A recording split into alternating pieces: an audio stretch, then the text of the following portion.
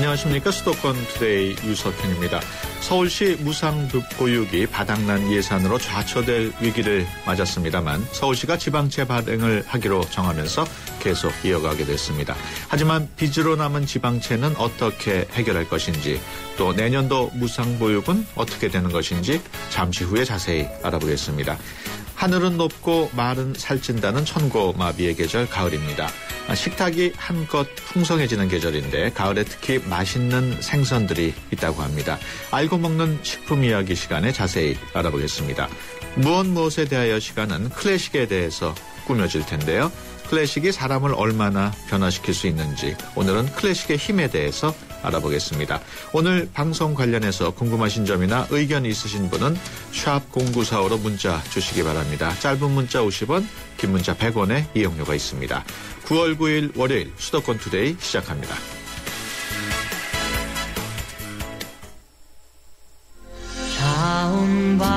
안녕하세요. 파페라 테너 임형주입니다. 제가 해외 공연 많이 다니는 거 아시죠? 해외에 나갈 때마다 저는 팟캐스트에서 YTN을 검색해서 다시 듣기도 하고 스마트폰으로도 실시간 YTN FM을 청취합니다. 전 세계 어디서나 YTN FM 수도권 투데이 꼭 기억해주세요. 파페라 테너 임형주도 YTN FM 수도권 투데이입니다. 수도권에서 일어나고 있는 크고 작은 일들을 집중적으로 알아보는 투데이 이슈 점검 시간입니다. 양육수당 예산이 바닥을 드러내면서 무상보육이 좌초될 위기에 놓였다는 소식 지난주에도 전해드렸습위다만 서울시가 정부와의 오랜 기싸움 끝에 결국 시민들을 위해 서울시가 양보를 했습니다. 2009년 금융위기 이후 4년 만에 지방채를 발행하기로 한 것입니다. 서울시 상황 어떤지 김상한 서울시 예산 담당관 전화로 연결해서 자세히 알아보겠습니다. 안녕하십니까? 네, 안녕하십니까. 네. 서울시 예산 담당관 김상한입니다. 네, 반갑습니다. 서울시가 다른 지방자치단체보다 재정이 좀 튼튼한 것으로 알려져 있는데 왜 유독 서울시에서만 자꾸 보육대란 이야기가 나오는지 궁금해하시는 분들 있을 텐데 설명을 좀 해주시죠. 네, 서울시가 다른 자치단체보다 재정이 탄탄하다고 이제 알려져 있는데 그 사유가 재정 자립도를 주로 들고 있습니다. 네. 재정 자립도가 이제 서울시가 1인데요. 서울시 재정 자립도가 현재 88%입니다. 예. 거꾸로 이야기하면 국가에서 필요한 예산의 12%만 지원을 받고 있다는 뜻이거든요. 네. 재정 자립도가 이제 나쁜 자치단체인 경우 예를 들어서 40%인 지방자치단체는 나머지 60%를 정부에서 지원을 받고 있죠. 네.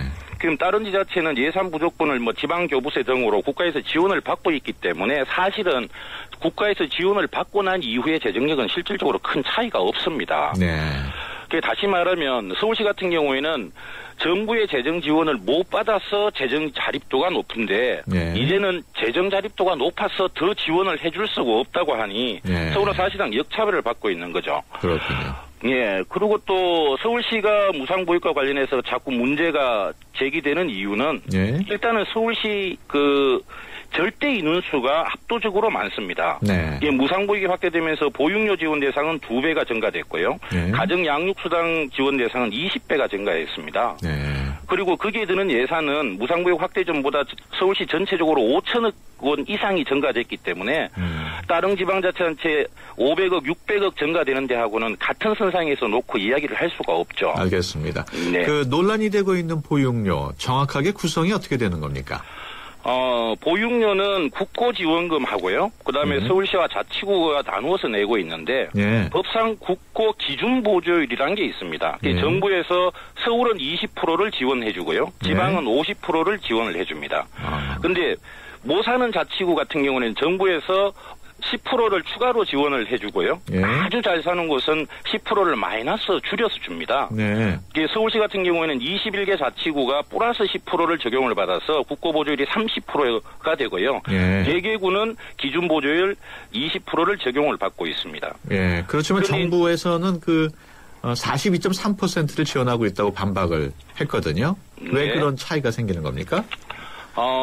실제로 서울시의 국고 지원 금액을 다 합하면 29%가 내려옵니다. 예. 아까 플러스 10%를 적용받는 자치구가 21개구가 있기 때문에 그렇습니다. 예. 여기에다가 원래 이제 그 무상구역 확대에 따른 지방비 부담에 대한 추가 지원을 한 1,400억 원 정도 추가로 주는데요. 그것까지 합산하면 42% 지원은 맞습니다. 예. 근데 문제는 무상구역 확대에 따른 그 지방비 부담이 늘어나지 않도록 정부가 약속을 했었거든요. 예. 그래서 무상구역 시행으로 서울시 부담이 총 3,708억 원이 내려왔는데 예. 1,423억 원만 지원을 해주고 있습니다. 아, 그렇군요. 그것까지 합해서 42%를 지금 지원을 해주고 있다고 지금 정부에서 말씀을 하시는데요. 저희들은 이제 거꾸로 예. 원래 42%를 지원을 해주시면 예. 지금 영유아 보육법을 20에서 40%로 인상을 하자고 개정 건의안 계속 내고 있는데 그럼 기준 보조율을 40%까지 인상 못 해줄 이유가 없지 않느냐 예. 그렇게 말씀드리고 싶네요. 예. 그렇다면 현재 서울시가 부족한 보육료 얼마나 됩니까? 원래 국회에서 확정된 예산 기준으로 3,708억 원이 서울시와 자치구에서 부족합니다. 아. 좀 전에 설명드렸듯이 국회 의결시의 지방비 지원분 1,423억을 지원을 받으면 예. 전체적으로 2,285억 원이 부족하게 됩니다. 그러면은 2조 원 규모의 그 지방채 발행을 하겠다고 하셨는데 그래도 예. 지방채를 발행을 해도 한 200여 원이 부족한 거 아닙니까? 저희들이 이제 부족분 중에 다른 예산에서 좀 돌려선 예산이 한 100억 있고요. 예. 일부 자치구에서 지금 추경으로 확보한 예산이 있어서 예. 2천억 원 수준이면 충분히 감당을 할 수 있을 것 같습니다. 그렇군요. 자치구 경우에는 상황이 어떻습니까? 자치구는 더 어렵죠. 예. 그나마 근본적 서울시에서 지방채를 2천억 발행하면 그 부분 자치구 부족분도 지원하겠다고 밝혔기 때문에 그 부분은 많은 도움이 될 것으로 봅니다. 예. 예, 실제로 자치구 재정 여건을 보면 자치구 실정에 맞는 신규 사업을 할 예산이 전혀 없습니다. 예. 그래서 구청장들은 자치구청장이냐 사업소장에 불과하다 이런 자조 섞인 말씀을 많이 하시죠. 예, 그렇군요. 서울시가 중앙정부와 계속 줄다리기를 하다가 결국 지방채를 발행하겠다고 양보를 했다고 볼 수도 있는데 서울시가 혼자 부담하기로 결정을 내린 걸로 봐도 무방하겠습니까? 네, 일단 기본적으로는 서울시 책임으로 부담할 계획입니다. 예. 근데 다만 이제 작년에도 이런 사태가 벌어졌었거든요. 예. 그래서 정부 작년에 이제 영이세 무상보육이 확대가 됐었는데 그때는 지방자치단체 부족분을 어떻게 지원을 해주셨냐 하면 지방에서 지방채를 발행을 하면 그거를 정부에서 갚아주는 형태로 진행이 됐었습니다. 예. 그래서 원래 이제 금년에 불가피하게 발행한 지방채를 이와 같이 정부에서 좀 갚아주실 것을 건의를 할 계획입니다. 네. 이번에 발행할 예정인 지방채 2천억 원 이자도 있다고요? 예, 이자가 3%대 초반 정도로 예. 지금 생각을 하고 있습니다. 그럼 채무는 어떻게 해결하실 계획이십니까? 일단 2천억을 한꺼번에 갚으면 굉장히 재정적인 압박 요인으로 작용하기 때문에 상환 시기를 좀 분산시킬 계획입니다. 그래서 내년 말고 후년에 한 1,000억, 그 다음 연도에 한 1,000억 해서 그렇군요. 갚는 시기를 조정을 해서 재정 압박을 최소화할 계획입니다. 그 구체적으로 지방채 발행은 언제 이루어지는 겁니까? 지방채 발행을 하려면 추경 절차를 거쳐야 되거든요. 네. 그래서 그 10월 중순쯤 시의회 추경이 마무리가 되면 바로 지방채를 발행할 계획입니다. 이번에 그 서울시의 지방채 발행과 관련해서 서울시가 정치적으로 목리를 부리는 거 아닌가 하는 시선도 일부 있다고 합니다. 어떻게 생각하십니까? 지방자치단체가 재원이 넉넉하면은 이런 극단적인 선택을 할 필요가 없죠. 예. 그게 뭐냐 하면 원래 지방세가 서울시가 전체적으로 약 4천억 원 정도 덜 거칠 것으로 전망이 됩니다. 예. 그러면 덜 거치는 지방세 부분만큼 다른 사업비를 깎아야 됩니다. 예. 그럼 추가적으로 무상보육비 부족분을 감당할 수 있는 여력이 없기 때문에 마지막 최후의 수단으로 지방채를 발행하게끔 결정이 된 건데요. 예. 어떤 지방자치단체가 빚을 내서 이 부분을 해결하고 싶겠습니까? 그렇죠. 예. 당장 내년에도 지방채를 발행할 수는 없을 것 같은데 어떻게 내년에는 처리를 하실 계획인지요? 일단 서울 박원순 시장께서도 발표를 하실 때 지방채는 처음이자 마지막이 되어야 된다고 말씀을 하신 바가 있습니다. 네. 그래서 내년에는 이런 사태가 발생되지 않도록 지금 국회에 계류 중에 있는 영유아 보육법을 개정해서 국고 기준 보조율을 40% 인상을 꼭 해주십사 하고 부탁을 드리고 있는 부분입니다. 그렇군요. 지금까지 김상한 서울시 예산 담당관이었습니다. 오늘 말씀 고맙습니다. 예, 고맙습니다.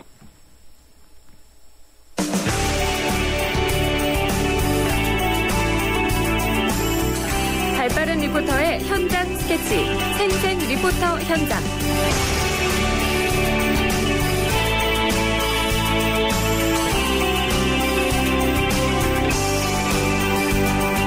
네, 수도권의 다양한 소식들을 전해드리는 시간입니다. 오늘 진소정 리포터와 함께합니다. 안녕하십니까? 안녕하세요. 네, 오늘은 어떤 소식 전해주실 건가요? 네, 지난주 토요일에 청계천가에서 특별한 장이 선다고 해서 다녀왔습니다. 네. 나에게는 고물이, 너에게는 보물이 될 수 있다는 주제 아래 진행이 됐는데요. 바로 에코맘 장터입니다. 예, 에코라는 말이 들어간 거 보니까 환경을 생각하는 장터.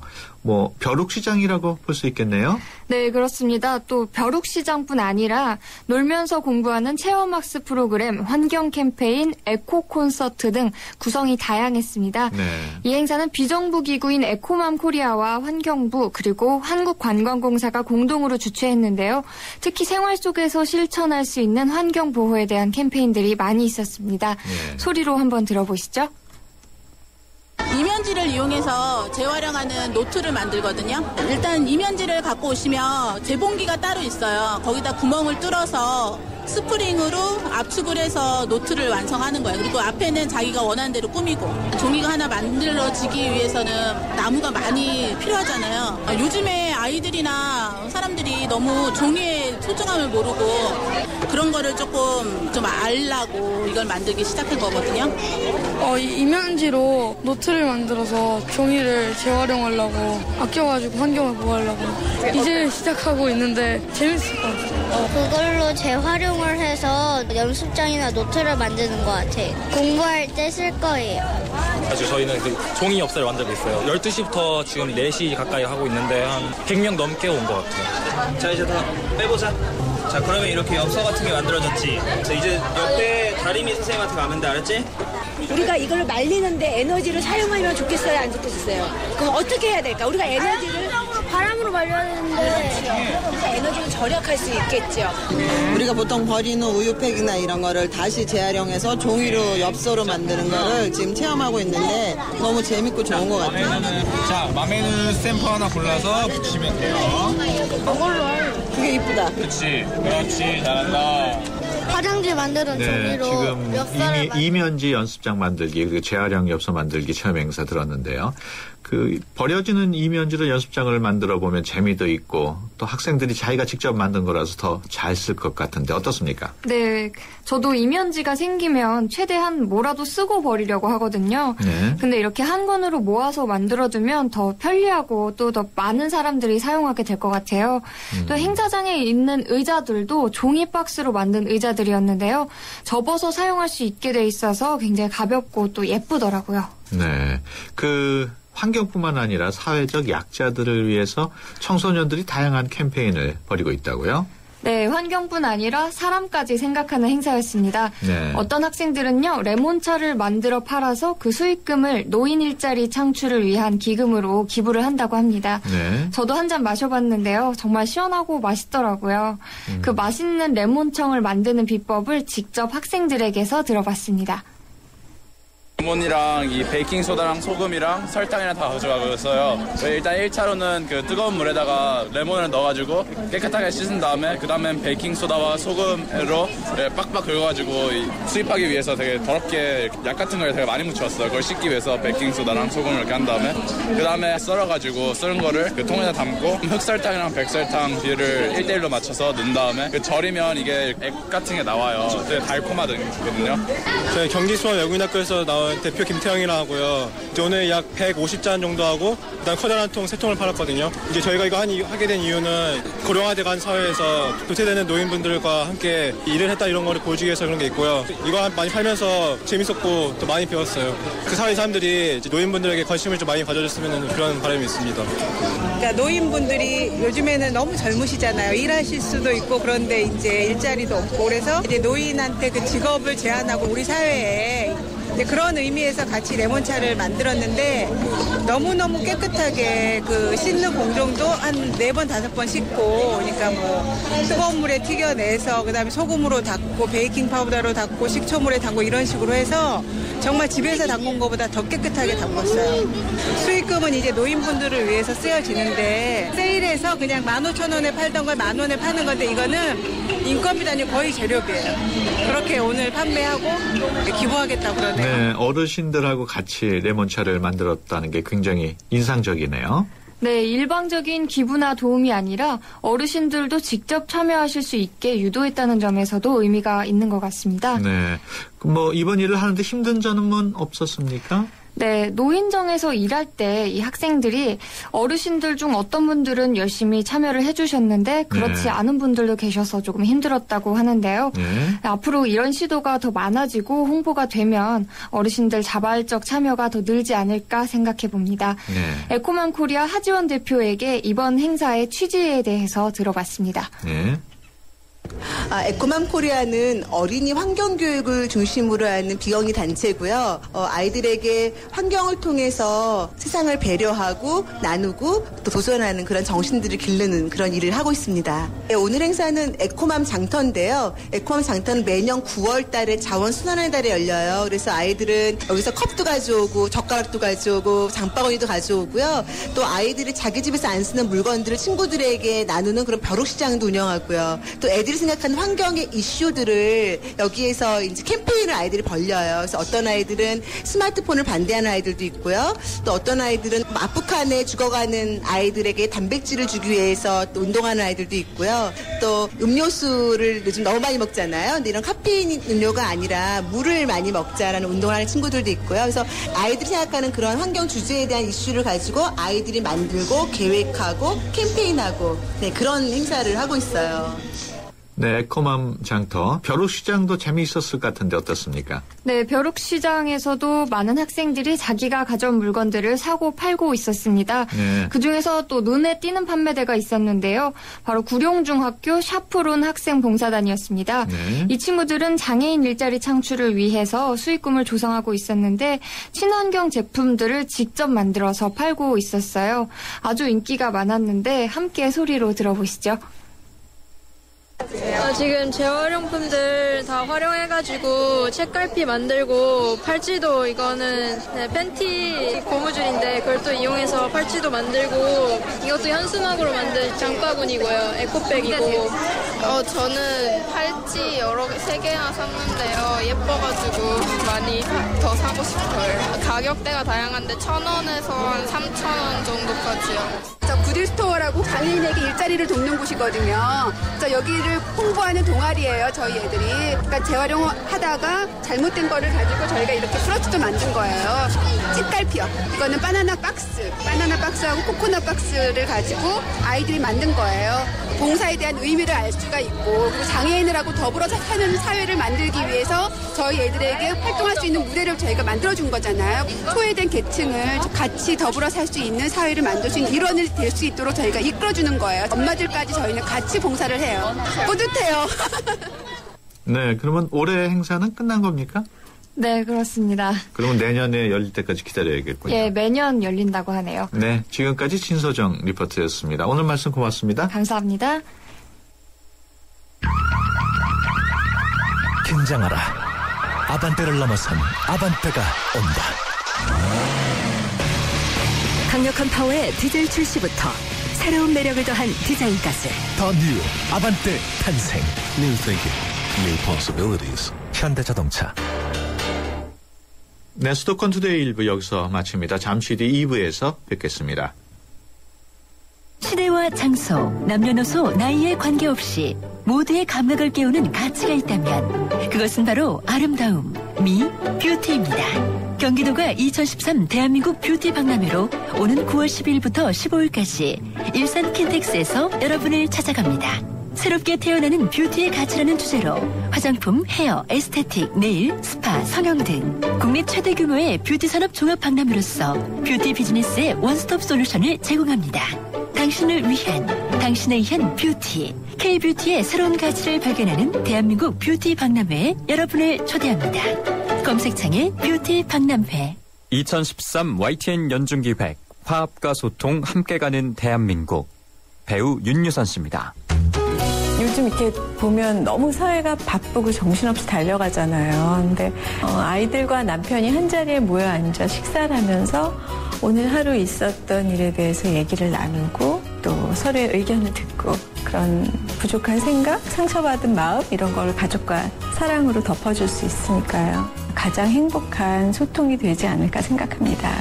늦었다고 생각할 때가 가장 빠르다고 하잖아요. 서로의 삶을 나누고 화합할 수 있는 소중한 한 끼의 식사를 함께 해보는 건 어떨까요?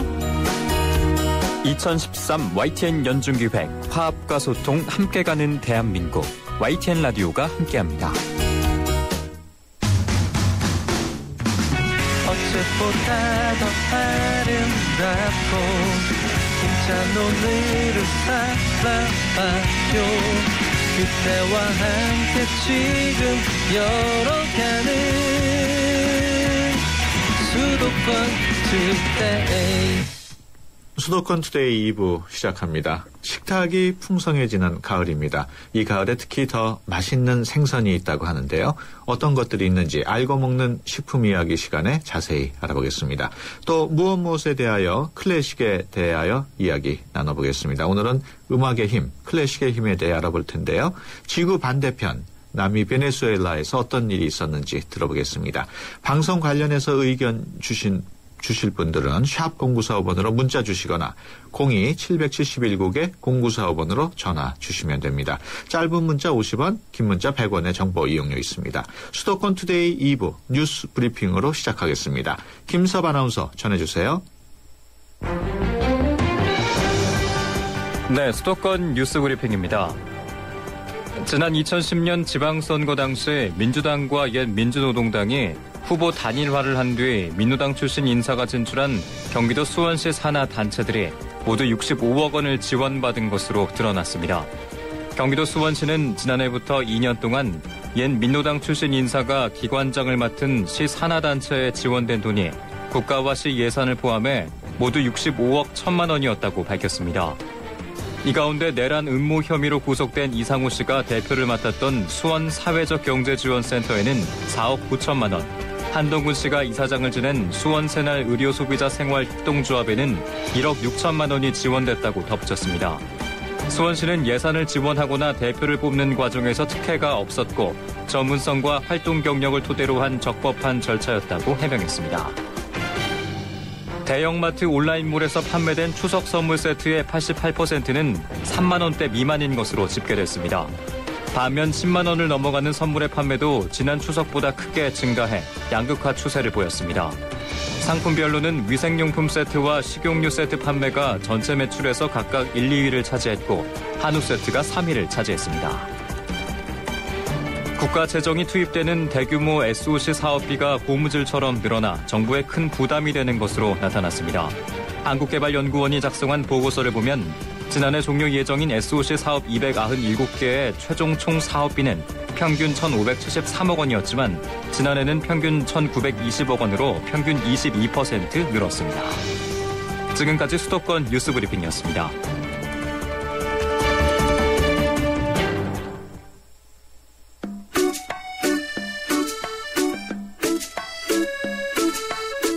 알고 먹어야 보약. 알고 먹는 식품 이야기. 네, 알고 먹는 식품 이야기 시간입니다. 일본 후쿠시마 원전 방사능 유출 사고 여파로 해산물 소비가 크게 줄었습니다만 가을은 햇 곡식이나 햇 과일뿐만 아니라 해산물도 풍성한 계절입니다. 가을을 대표하는 해산물로는 고등어와 장어 그리고 낙지가 꼽히는데 몸에도 좋고 맛도 좋은 고등어와 장어, 낙지에 대해서 자세히 알아보겠습니다. 박태균 중앙일보 식품의학 전문기자 전화로 연결돼 있습니다. 안녕하십니까? 네, 안녕하십니까? 네, 가을 고등어와 낙지, 속담도 있지요? 네, 그 가을 고등어와 가을 배는 며느리에게 주지 않는다 하는 속담이 있죠. 네. 며느리 주기는 정말 아까웠나 봅니다. 그만큼 고등어는 연중에 가을에 가장 맛이 뛰어나고요. 예. 여름에 산란을 마친 고등어가 겨울 대비를 위해서 가을에 먹이를 양껏 먹습니다. 네. 그래서 이때는 지방 함량이 100g당 20g이 넘거든요. 예. 네, 근데 보통 연평균으로 치면 한 10g 정도니까 예. 지방 함량이 다른 계절에 비해서 한 2배 정도 높다고 볼 수가 있습니다. 그렇군요. 또 한 가지는 이제 봄 조개, 가을 낙지라는 속담이 있는데 예. 흔히 또 가을 낙지의 별칭이 꽃낙지입니다. 네. 예, 그리고 이제 장어는 가을에서 초겨울까지가 제철인데요. 가을이 되면 강에서 한 3, 4년 정도 자란 장어가 산란을 위해서 바다로 향하게 됩니다. 네. 그럼 긴 여행을 떠나기 때문에 이 시기의 장어에는 각종 영양소가 꽉 차 있습니다. 네. 그 한국인들이 가장 많이 먹는 고등어부터 좀 살펴보죠. 가을 고등어 예. 영양가가 매우 높다고요. 예, 아마 요즘 뭐 다 들어보셨을 것 같은데 DHEPA라는 거 있지 않습니까? 예. 이게 오메가3 지방인데 예. 이 가을 고등어에는 이 두 가지가 아주 풍부합니다. 예. 하루 권장량이 있는데 하루 권장량을 채우는 데는 그 고등어 100g이면 충분합니다. 아, 이 DHA는 그 뇌신경을 활성화해서 머리를 좋게 한다 하는 예. 그런 게 알려져 있고요. 예. 그 외에 천식이라든가 아니면 치매, 아토피성 피부염에도 도움이 된다 하는 연구 논문들도 나와 있습니다. 네. EPA는 혈중 콜레스테롤 수치를 낮추고 혈관에서 피가 엉기는 것을 막아서 혈관 질환 예방에 도움이 될 것 같습니다. 예. 고등어가 대표적인 등푸른 생선 가운데 하나죠? 예, 뭐 고등어뿐 아니라 정어리, 꽁치, 청어, 참치 이런 것들인데요. 네. 이런 것들은 대개 보면 해류를 따라서 이동하는 일종의 해유어들입니다. 네. 이거 해유어들은 그 대부분 등 쪽이 푸르고 네. 배 부위가 은백색이기 때문에 네. 등푸른 생선이라고 이렇게 얘기를 합니다. 그렇군요. 고등어에는 단백질도 풍부하다고요? 예, 아주 이제 고단백 식품이라고 볼 수가 있는데요. 네. 100g당 한 20g 정도가 단백질입니다. 그러니까 네. 아까 지방이 한 20g 된다고 하지 않았습니까? 예. 두 개를 합치면 거의 40g에 속하는 데 달합니다. 고등어의 단백질을 구성하는 그 아미노산들 중에서 가장 좀 잘 알려진 것은 타우린인데요. 예. 이 타우린은 혈압, 혈중 콜레스테롤을 낮추고 간 기능을 높이는 그런 어떤 아주 웰빙 아미노산으로 알려져 있습니다. 그런데 고등어는 살아서도 부패한다 이런 말이 있지 않습니까? 예, 그 신선해 보이는 것이라도 잘못 먹게 되면 식중독을 일으킬 수 있기 때문에 주의하라 이런 경고라고 받아들이면 될 것 같습니다. 네. 고등어는 낙하 올리는 즉시 죽게 됩니다. 뭐 네. 성질이 급하다 그런 얘기를 하는데요. 네. 사실은 성질 때문에 그런 게 아니고 이렇게 계속 가는 이제 직선으로 가는 헤엄치는 해유어의 경우에는 네. 이 숨을 못 쉬기 때문에 파닥거리는 겁니다. 그렇군요. 그러니까 그 다른 어류보다 풍부한 붉은 살 부위에서 부패가 빠르게 진행이 되는데요. 네. 이때 이제 그 아미노산인 히스티딘이 히스타민으로 변하게 네. 됩니다. 근데 히스타민은 이제 두드러기라든가 복통, 구토 같은 알레르기 증상을 유발하는 그런 성분이죠. 그렇군요. 그래서 고등어를 자반 고등어로 만드는 건가 봐요. 예. 이 부패가 빠른 고등어를 좀 더 오래 두고 먹기 위한 우리 선조의 지혜가 자반 고등어라고 볼 수가 있습니다. 네. 소금에 절여놓은 자반 고등어는 장기 보관이 가능하죠. 그래서 이 자반은 이제 좌반에서 유래되는데 네. 밥 먹는 것을 좀 도와준다 그런 의미입니다. 그렇군요. 밥을 먹기는 좋은데 문제는 좀 나트륨이 많다는 게 조금 문제인 것 같습니다. 네. 이번엔 장어에 대해서도 좀 알아볼까요? 장어가 종류가 많은 것으로 알고 있는데 우리가 그냥 네. 장어라고 하면 어떤 장어를 말하는 건가요?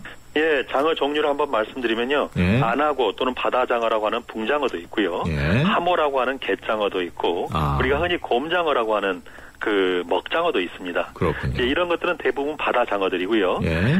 우리가 흔히 이제 민물장어라고 하면 뱀장어를 얘기하는데 예. 그냥 장어라고 얘기하면 되게 뱀장어 이걸 얘기합니다. 그렇군요. 근데 사실은 민물장어인 뱀장어도 태어나기는 바다에서 태어납니다. 한 네. 1년쯤 지난 다음에 강으로 옮기게 되죠. 예. 장어는 아무래도 지방이 많을 것 같은데 어떻습니까? 예, 장어의 지방이 이제 100g당 한 17g 정도 들어 있습니다. 네. 가을 고등어하고 비슷하다고 볼 수가 있는데요. 그러네요.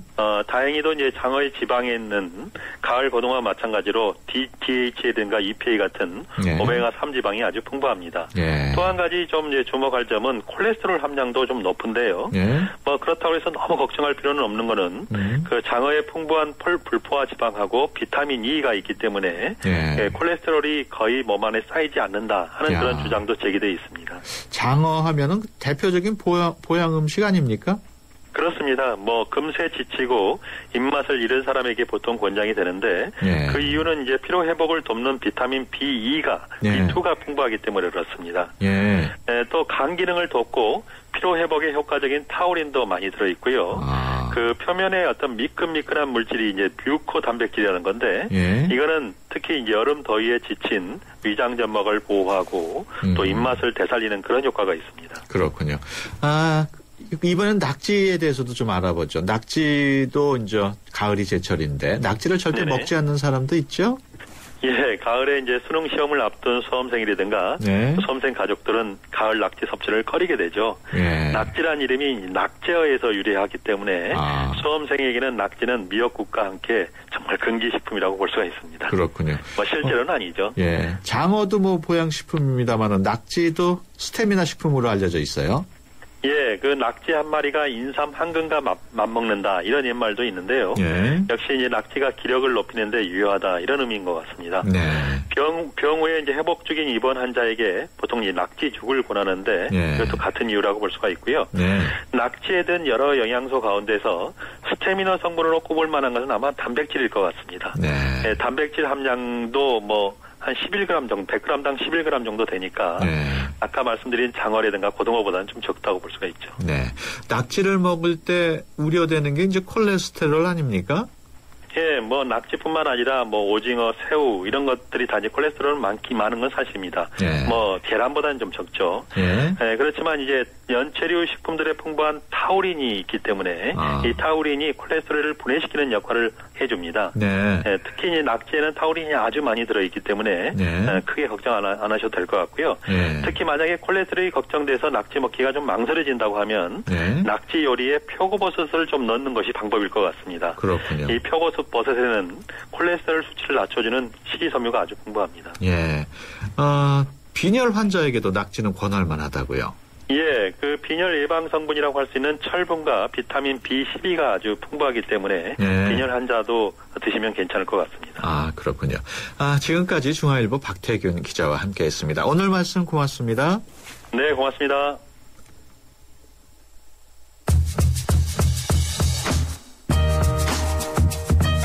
유네스코 세계 기록유산인 8만 대장경의 우수성을 알리기 위한 행사가 마련됐습니다.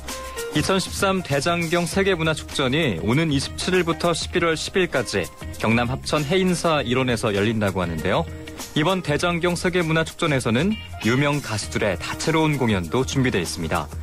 서울 무교동 음악감상실 세시봉에서 활동한 윤형주, 김세환 등 당시 아이돌스타 세시봉 멤버들이 다음 달 12일 어쿠어스틱 기타 연주 등을 선보이고 밴드 부활은 다음 달 18일 네버엔딩 스토리와 히어 등의 히트곡을 듣고 나와서 열정적인 무대를 펼칠 예정이라고 합니다.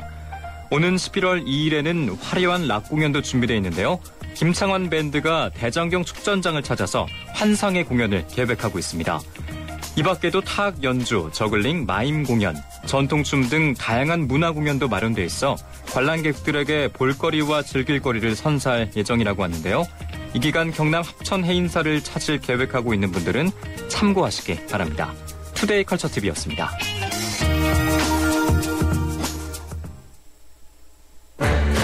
하하, 이것이 궁금하세요? 무엇에 대하여에서 여러분의 궁금증을 풀어드립니다. 지금 궁금하신 게 있으시면 바로 알려주세요.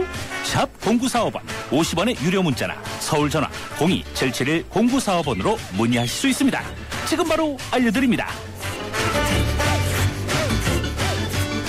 네, 무엇에 대하여 지난주에 이어서 클래식에 대해 이야기를 나눠보겠습니다. 나이와 인종, 성별을 넘어서 많은 사람들이 사랑했던 음악들에 대해서 알아보는 시간인데요. 오늘도 황지원 음악평론가 모셨습니다. 안녕하십니까? 안녕하세요. 네, 폭력과 마약에 찌든 청소년들에게 무료로 악기를 나눠주고 클래식 음악을 가르치는 프로그램이 화제가 된 적이 있죠. 남미 베네수엘라에서 시작된 일이라고요? 네, 베네수엘라 하면 사실 저한테 좀 낯선 국가인데요. 네. 독재자 차베스 이런 네. 사람이 생각나고 미스 월드 이제 네. 수년간 이제 배출한 그런 미인의 나라 이렇게 이제 알려져 있는데 그렇죠. 사실은 이 나라가 그 청소년 범죄가 굉장히 심각하다고 합니다. 네. 그러니까 마약, 총기, 폭력 이런 거에 찌든 학생들한테 어떻게 하면 좀 이렇게 교육의 힘을 발휘하고 문화적으로 이 청소년들을 좀 보듬을 수 있을까 네. 이렇게 고민해 보다가 네. 악기를 무료로 나눠주고 클래식 음악을 교육해서 오케스트라를 만든 프로젝트가 시작됐는데요. 네. 이게 엘 시스테마 이렇게 네. 직역하면은 시스템이라고 네. 불리는 그 교육 방법인데 네. 성공을 거둬서 전 세계적으로 화제를 불러 모으고 있습니다. 그렇군요. 처음에 시작된 게 어떻게 시작이 됐는지 궁금한데요. 예, 1975년도의 일이니까요. 벌써 네. 한 30년 전 이제 일인데, 네. 호세 안토니오 아브레우라는 경제학자가 있었습니다. 네. 사실은 음악 애호가라서 오케스트라 아마추어 오케스트라 지휘자기도 한데, 네. 본인도 이 베네수엘라의 현실이 너무 이제 각박하고 청소년들이 자꾸 이제 범죄로 물들어가면서 네. 어릴 때부터 총을 접하고 마약 이제 휘둘리고 이래가지고 그 친구들이 자라나서 결국 이제 폭력 조직으로 되는 거죠. 어떻게 하면 이 사회를 좀 바꿀 수 있을까? 그러면서 이제 베네수엘라가 뭐 이렇게 재정이 풍부한 나라도 아니니까 네. 아브레우 박사가 생각한 거는 이제 무료로 악기를 나눠주고 네. 학생들이 그걸 들고 와서 저 배우고 싶어요. 이렇게 네. 하면은 이제 그거를 교육해서 집단으로 오케스트라를 하나씩 이제 지역별로 만들어 가지고 음악 이제 일종의 이제 집단 음악 치료 같은 거죠. 그렇군요. 그거를 통해서 좀 사회를 개혁하겠다. 네. 이런 이제 의지로 계획으로 시작된 프로젝트가 이제 엘 시스테마입니다. 네, 정말 대단한 프로그램 같은데 엘 시스테마가 정착된 뒤 베네수엘라의 그 청소년 범죄율이 40%나 줄었다고 그래요. 네. 거기다 또 베네수엘라 최초의 베를린필 단원도 배출이 됐고요. 맞습니다. 그 말씀하신 단원이 이제 에딕손 루이스라는 네. 이제 그 콘트라베이스 주자인데요. 네. 첼로보다 훨씬 큰 악기가 있지 않습니까? 그렇죠. 이제 서서 연주한 악기인데 네. 한국에서도 와서 이제 제가 한번 개인적으로 만나보기도 했는데 네. 에딕손 루이스 얘기가 재밌는데요. 네. 처음에 이제 자기는 길거리에 나가면 총 맞는 사람부터 이렇게 확인하는 게 아침에 일상사였다고 합니다. 그래서 아버지가 하는 식료품점에서 이제 아르바이트를 하고 네. 학교 왔다 갔다 하면은 이제 동네에 이제 무서운 형들을 이제 피해 다니는 게 일상사였는데 네. 이 엘 시스테마라고 불리는 그 프로그램 한번 갔더니 네. 악기를 하나씩 주대요. 그러면서 악기를 뺏어가지 않더란 겁니다. 네. 그래서 총보다 악기가 낫다 싶어가지고 악기를 하나씩 들고 가면서 배웠고 자기가 제일 좋아하는 거는 가장 큰 덩치가 큰 악기가 제일 비싸 보일 것 같아서 더블 베이스를 선택했다고 하는데 이 친구가 이렇게 선배 형들이죠. 동네 형들이 이제 먼저 배우고 있었으니까 형들 따라 배우다가 점차 이제 상급 오케스트라로 올라가면서 지금은 뭐 세계 최고의 오케스트라죠. 사이먼 레틀경이 지휘하는 베를린 필하모닉의 당당한 단원이자 사실은 역대 최연소 단원이기도 합니다. 베네수엘라가 배출한 사상 최초의 이제 베를린 단원으로 아주 아름다운 음악을 연주하고 있죠. 그렇군요. 지금 말씀하신 에딕손 루이스도 유명하지만 그 차세대 지휘계 최고 스타 구스타보 두다멜이라는 지휘자도 유명하죠? 그렇습니다. 몇 년 전인데요. 2009년도에 그 LA 필입니다. 미국 이제 서부의 최고 오케스트라 불리는 로스앤젤레스 필하모닉의 예술 감독을 뽑는데 그 전 사람이 에세 페카 살로넨이라고 이 그 핀란드 출신의 아주 이제 노장 마에스트로인데요. 그 에세 페카 살로넨 후임으로 겨우 27 나이에 구스타보 두다멜이라는 아주 청년을 뽑았는데 바로 이제 그 베네수엘라 엘 시스테마가 낳은 최고의 스타죠. 이미 이제 베를린 필, 빈 필하모닉, 라스칼 오페라 오케스트라 세계를 호령하는 최고의 오케스트라 전부 다 지휘했고요. 이제 나이가 이제 30 초반입니다만 지금은 아마도 향후 한 30년간 세계 이제 지휘계를 이끌어갈 슈퍼스타의 자질이 보이는 그런 지휘자인데 이 젊은 지휘자가 이게 엘 시스테마 출신이고 그 엘 시스테마가 이제 그 단계가 여러 번 오케스트라가 있습니다. 마치 이제 우리 그 야구로 치면 메이저리그가 있고 마이너리그가 있듯이 그 중에 이제 최상급 오케스트라가 그 수도 카라카스에 있는 시몬 볼리바르 청소년 오케스트라인데요. 그 시몬 볼리바르 청소년 오케스트라를 지휘해서 전 세계를 돌아다니면서 이 청소년 10대 청소년 오케스트라들이 이렇게 연주를 잘할 수 있느냐 그거를 이제 전 세계에 보여주고 있는 주역 지휘자이기도 하죠. 그렇군요. 그 빈민가 청소년들을 모여가지고 오케스트라를 만들고 또 그 베토벤의 교향곡 같은 걸 연주한다는 건 정말 멋진 얘기예요. 네. 그래서 사실은 한국에도 이제 찾아와서 공연을 직접 한 적이 있는데요. 그때 예술의 전당, 그다음 성남아트센터 이런 데서 공연을 직접 했는데 공연 규모가 굉장히 큽니다. 그러니까 보통 오케스트라 단원 같으면 베토벤을 연주할 때 한 50명에서 60명 정도 내외로 연주를 하게 되는데 여기는 이제 학생들이니까 소리가 그렇게 완벽하진 않으니까 한 2배, 3배로 편성을 짜죠. 그래서 한 150명 정도가 전체적으로 왔다 갔다 하고 또 이제 다 이제 청소년들이니까 부모님들이 따라와가지고 내한 규모가 300명에서 한 320명. 이 정도 이제 거대 가족들이 움직이는데 이 젊은 친구들이 사실은 세부적으로는 조금씩 미숙한 점이 없지 않아 있어요. 이제 들어보면 이게 정말 프로 오케스트라 아니구나. 당연히 이제 베를린 필이나 빈필보다는 못하겠죠. 그런데 이 구스타프 두다멜의 아주 정열적인 지휘 아래 정말 일사불란하게 눈을 반짝거리면서 베토벤 브람스 이런 아주 200년 전 옛날 서양 고전 음악들을 연주하는데 관객들이 이 클래식 콘서트장에서 정말 눈물을 흘릴 정도로 감동적인 그런 이제 오케스트라고요. 특히 마지막 앵콜 무대 때 불이 살짝 꺼집니다. 그러고 난 다음에 불이 탁 켜면 이제 베네수엘라 국기를 디자인한 점퍼를 입어가지고 그거를 딱 변장을 하고 변신을 하고 베네수엘라 국가도 연주하고 또 화려한 라틴 음악을 연주하는데 이때 클래식 콘서트장이 정말 락 콘서트장처럼 아주 화끈하게 이제 뒤집어지는 그런 장면도 봤는데 이 젊은 친구들 라틴의 젊은 친구들의 어떤 그 청춘의 열정 그다음에 클래식 음악으로 그들의 상처를 보듬어 줄 수 있다 이런 것들이 굉장히 이제 인상적인 것 같은데요. 유스 오케스트라면은 연령층은 대충 몇 살에서 몇 살 정도? 쉽게 말씀드려서 중학생하고 고등학생 그렇게 되고 이제 그 주요 이제 수석들은 이제 선배들, 대학생들이 와가지고 후배들을 좀 다독여 주는데 주로 이제 주 연령층은 이제 10대 후반들이죠. 그 남녀 비율은 어떻습니까? 남자하고 여자가 이제 남자 학생들이 조금 많은데 보통 오케스트라 보면 한 8대2나 9대1 정도로 남성들이 많은데 여기 시몬 볼리바르는 아마 6대4 정도 되는 이제 여성 이제 여학생들도 많은 오케스트라고요.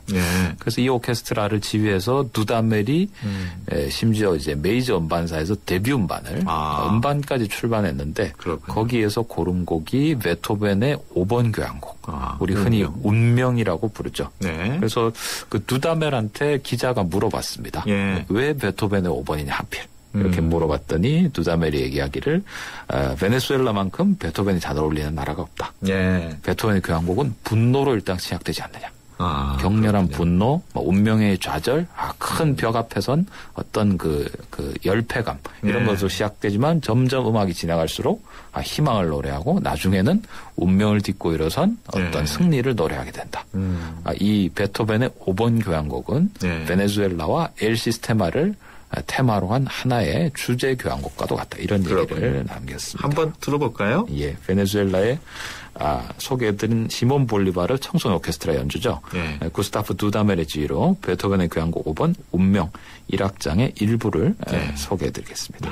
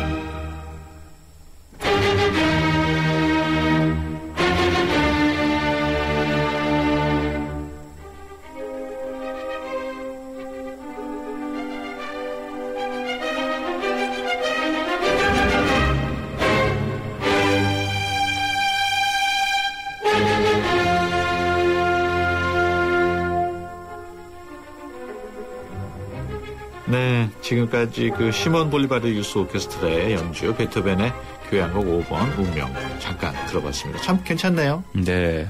아주 이제 젊은이들이 열심히 연주하는 모습이 눈에 좀 이렇게 보이시는 것 같죠? 그렇군요.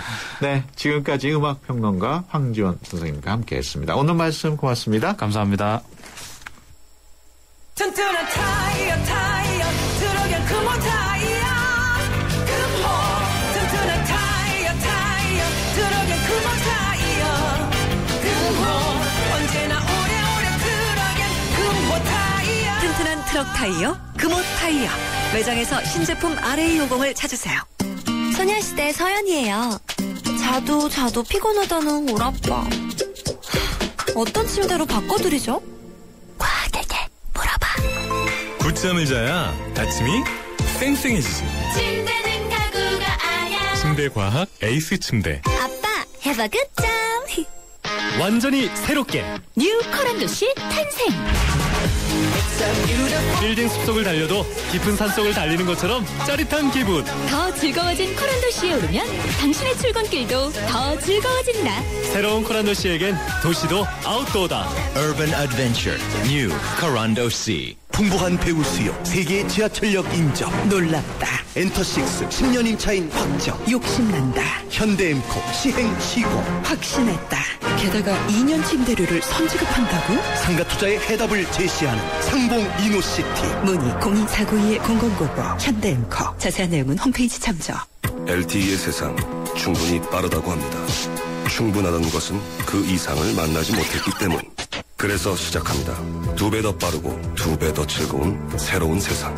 SK텔레콤은 이것을 LTA라 부릅니다. 아무나 가질 수 없는 속도 LTA. SK텔레콤. 네, 수도권 투데이 오늘 순서 여기서 마칩니다. 내일 오전 9시 10분에 다시 찾아뵙겠습니다. 지금까지 프로듀서 박준범, 기술감독 김동철, 구성작가 최유미, 진행의 유석현이었습니다. 함께해 주신 여러분 고맙습니다.